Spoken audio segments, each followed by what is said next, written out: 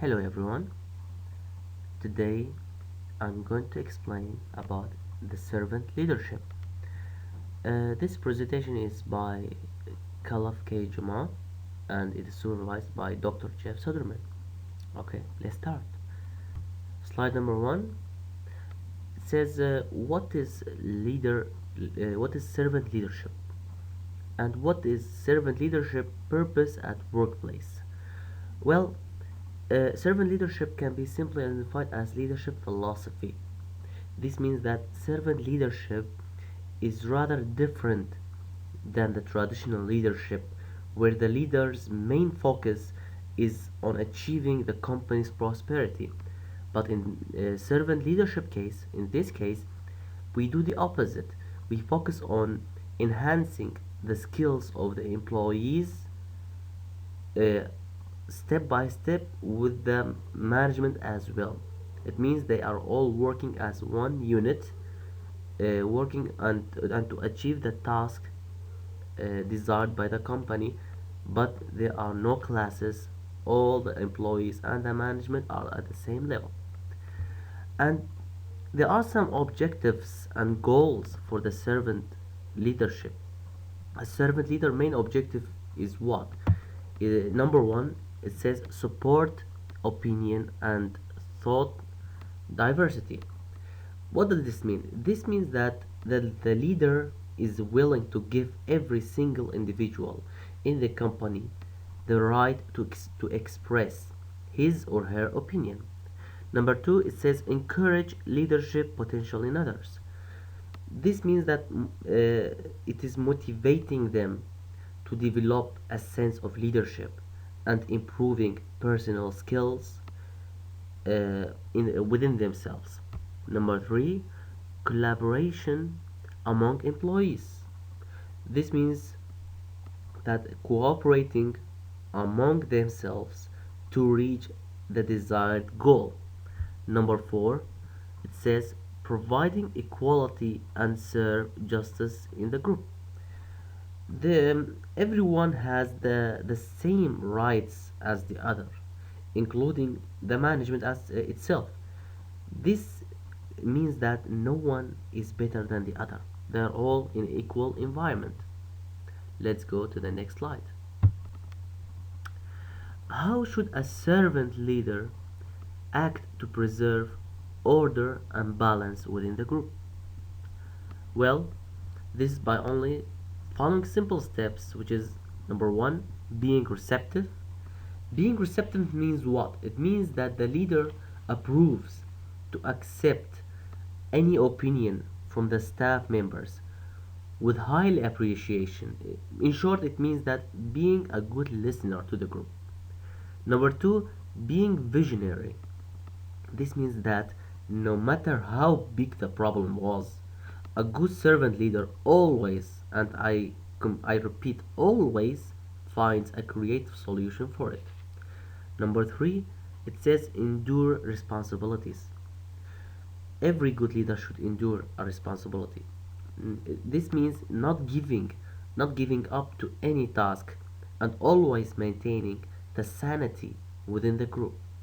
Number four, it says behaving ethically.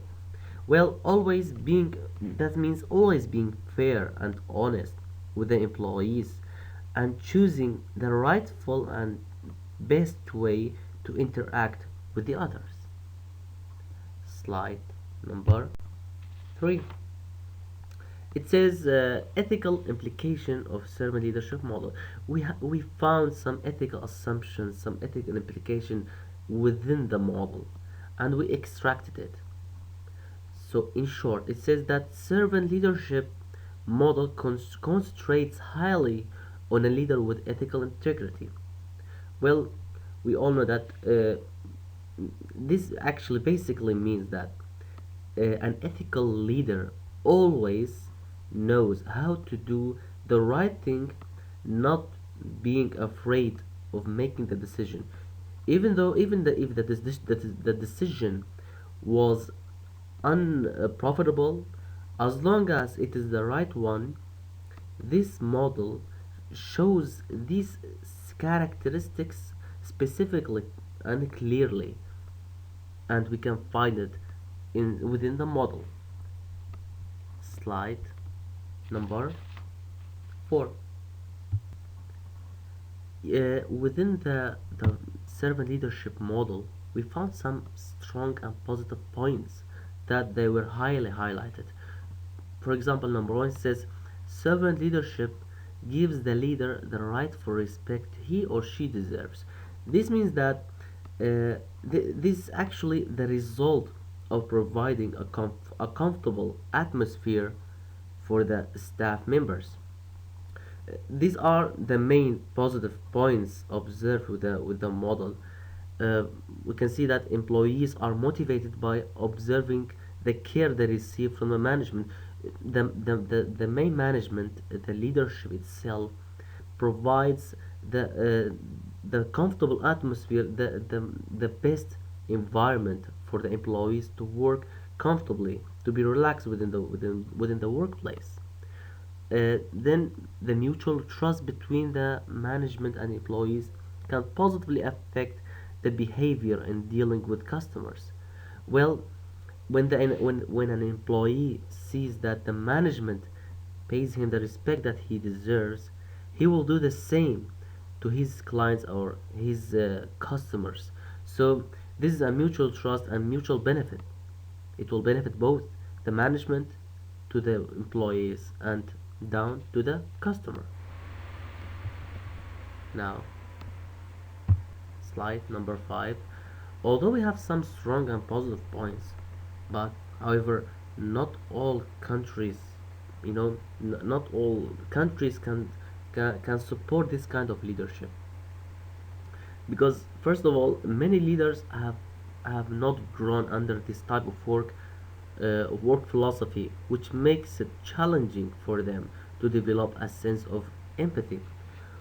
Well, in short, to shorten these 4 points, which all have the same negative effect, uh, not all cultures have a proper environment for this type of leadership. Even some companies' main strategy is to work individually. Like there are some companies, actually a huge number of companies that highly depends on working individually. The staff members, even among the staff members themselves, there is a type of working individually. Everyone is working for his own benefit. No one is collaborating, no one is cooperating. They are all working for a personal benefit, not a general benefit. Now, let's go to slide number 6. Well, to be honest, and from a personal point of view, as it's shown, Martin Luther King Jr. represented a whole nation and worked hard to seek and achieve equality. Well, personally, I can see that these are the true virtues of a leader. In this case, a servant leader, worthy of the respect that he got from his people. Well, this servant leader gives us a clear image of this type of leadership, and the link provided here, as you can see, gives an explanation of his undying quote, and I think everyone knows, which is "I have a dream." Now let's go to the other slide, number 7. And in this slide, we have some personal point of view. Actually, my personal point of view concerning the model. From a personal point of view, as it's written, servant leadership plays a huge role in some major companies around the world, such as Starbucks. This company works as one unit, like they are all just like they are all holding hands, and everyone is collaborating with the other. It's just like a chain, starts from the bottom, the middle, and the head. Well, what do we get from this? We get that providing the freedom for the team members can positively affect the results of their hard work, which also can make the leadership and the staff members work as one united entity. Working as one entity can really result with huge and profitable results.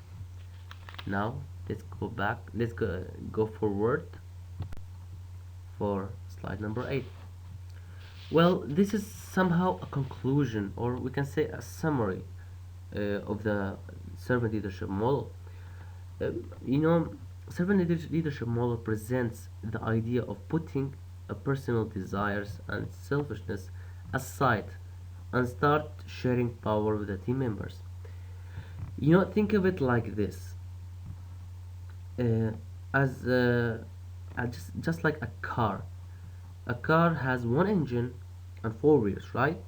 So the engine can work and speed up at will, but it is worthless and useless without its connections to the tires or to the wheels. So bonding all of them together can make the company run like a speeding car. So making connections between the management, the leadership, and the employees, even the clients and the customers, connecting all of them just like a chain can really push the company forward and result with some profitable results, and it can serve and benefit all of the three sides: the management, the employees, and the customers. Thank you so much for listening, and if you have any questions, I'll be glad to answer them. Thank you.